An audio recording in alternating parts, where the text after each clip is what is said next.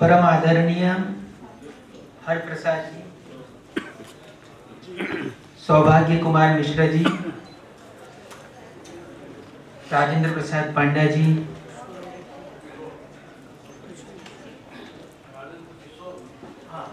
राजेंद्र किशोर पांड्या जी, मंचस्थ 12 सह कवियों, भारतीय भाषाओं ना कवियों, सौभिक, विपिन,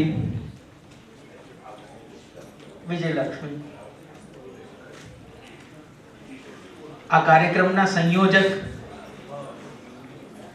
शुभ्रांशु पांड्या जी,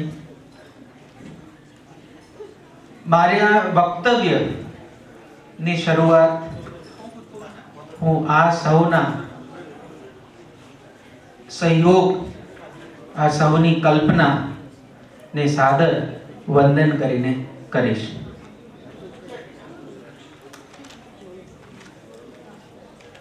मित्रों, शायद आप घबरा गए होंगे कि ये तो चलाएगा गुजराती में.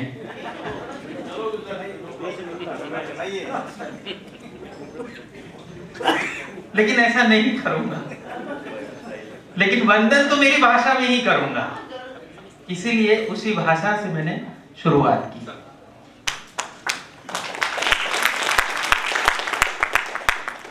भुवनेश्वर पोएट्री फेस्टिवल का ऐसा उम्दा आयोजन हमें देश के 1780 किलोमीटर दूर से यहाँ खींच ले आया है.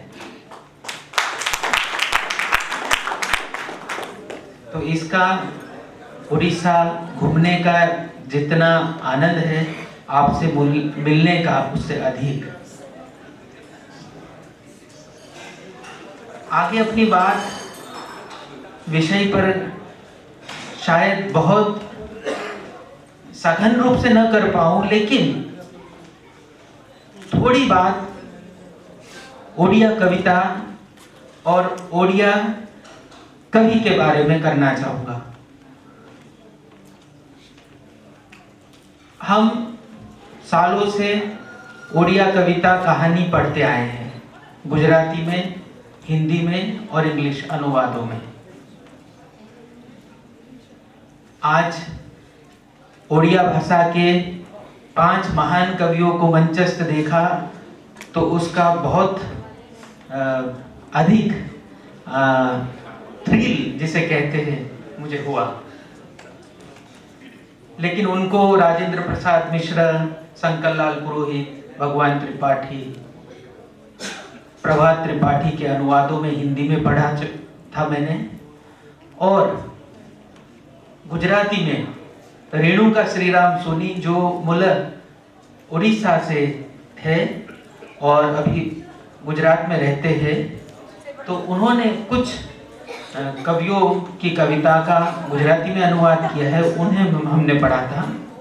तो उनसे मिलने का भी ये फेस्टिवल, एक उन कवियों से, उन कवियों की भूमि से मिलने का भी इस फेस्टिवल में हमें मौका मिला, जिसका आनंद व्यक्त करता हूँ.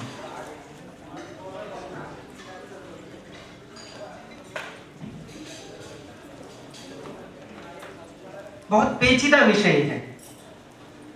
भारतीय कविता में भारतीय क्या है, या एक जो क्लू हमें हरप्रसाद जी ने दिया है कि टैगोर, गालिब, कबीर,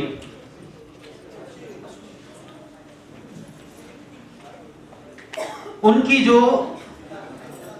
जो भाव विश्व है, उनसे भारतीय कविता की एक परिकल्पना हमारे सामने आती है. ये उनकी एक थीसिस है. वैसे हर कवि की शायद अपनी एक थीसिस हो सकती है. शायद हर कवि थ्योरेटिकली साहित्य के इतिहास को आर्टिकुलेट करने की रुचि या समझ न रखता हो, ऐसा संभव है. लेकिन इनके चलते अगर आगे चाहे तो जैसे इन्होंने अलग अलग भाषाओं के कवियों को एक साथ रखकर कहा। मेरा इतना अनेक भाषाओं का परिशीलन नहीं है कि मैं अनेक भाषाओं के परिशीलन के बाद एक एक कवि को चुनकर या एक एक सेंसिबिलिटी को चुनकर या व्यापक रूप से जो एक सेंसिबिलिटी एक कवि के द्वारा निर्मित होती है या एक कवि की जीनियोलॉजी से निर्मित होती है उसको लेकर एक व्याख्या आपके सामने प्रस्तुत करूं। लेकिन जहां तक गुजराती साहित्य और कविता का प्रश्न है तो मैं दो उदाहरणों से अपनी बात आपके सामने रखूंगा। एक है गुजराती भाषा के बहुत जाने माने कवि, ज्ञानपीठ पुरस्कृत कवि उमाशंकर जोशी, जो साहित्य अकादमी के भूतपूर्व प्रमुख भी रह चुके हैं। उन्होंने कविता की एक व्याख्या की है। वो कहते हैं कविता आत्मनि मातृभाषा।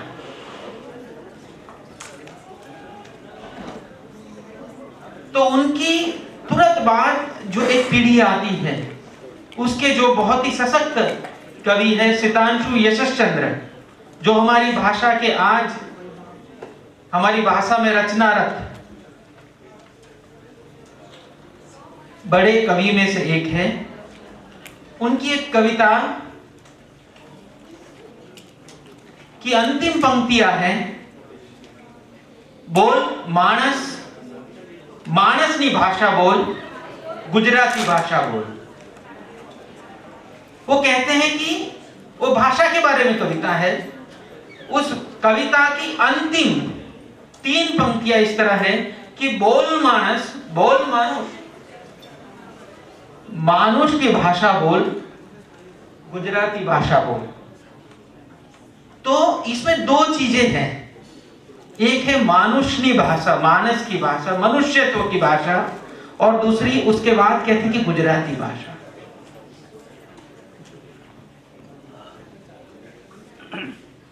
तो यहां पर मानवीय अस्तित्व और मानवीय अस्तित्व को संक्रांत करने की जो जरिया हमारे सामने है वो है भाषा। दोनों को नए रूप से कवि ने प्रस्तुत किया है।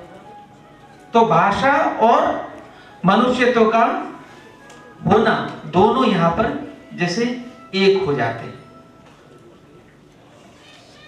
दूसरी बात जो मेरे ध्यान में आती है, जो भारतीय संदर्भों से जुड़ी है, ओडिया भाषा के कवियों की बात करें तो रमाकांत जी श्री राधा से बात अपनी शुरू करते हैं। सीताकांत जी अष्टपदी और भारतवर्ष कविता में बारंबार भारतीयता की व्याख्या सामने रखने की कोशिश करते हैं। हरप्रसाद जी देश और वंश नाम के महाकाव्यात्मक एपिक पोएम्स के द्वारा पुनः पुनः वो भारतीय होने के संदर्भ को व्याख्यायित करने का प्रयत्न करते हैं।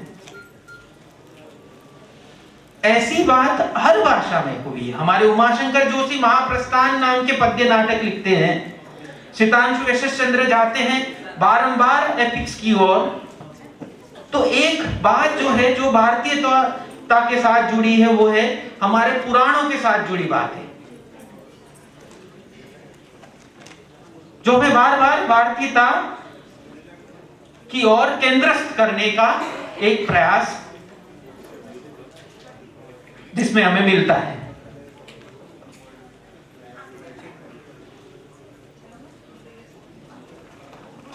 तो ये एक पुराण संदर्भ है। दूसरा संदर्भ है कि जहां पर हमारी लोक कथा है। लोक भी पुराण के वर्जन्स भी लोक में मिलते हैं, वो एक अलग बात है। लेकिन लोक संदर्भ से जुड़ी जो लिरिकल डिवाइसेस है वो भी हमारी बात जो है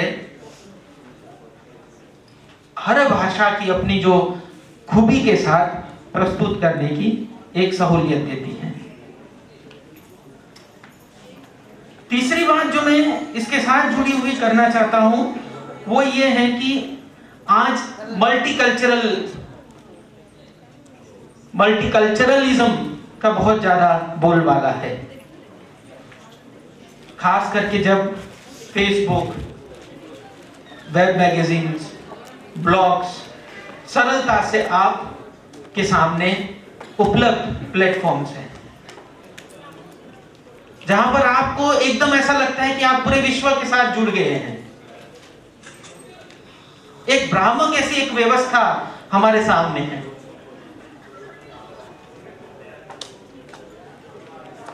ऐसे में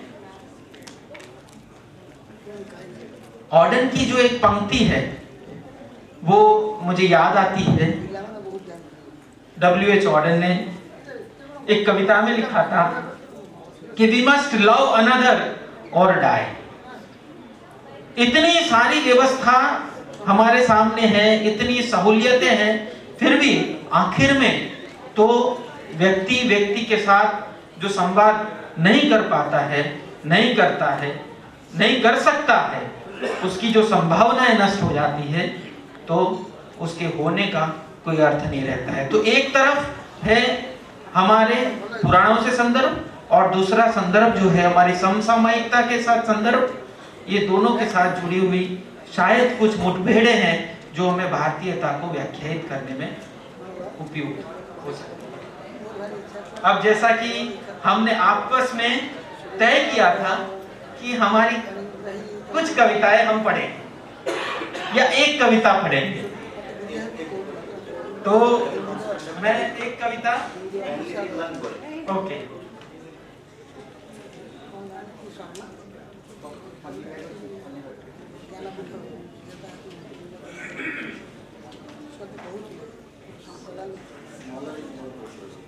ओके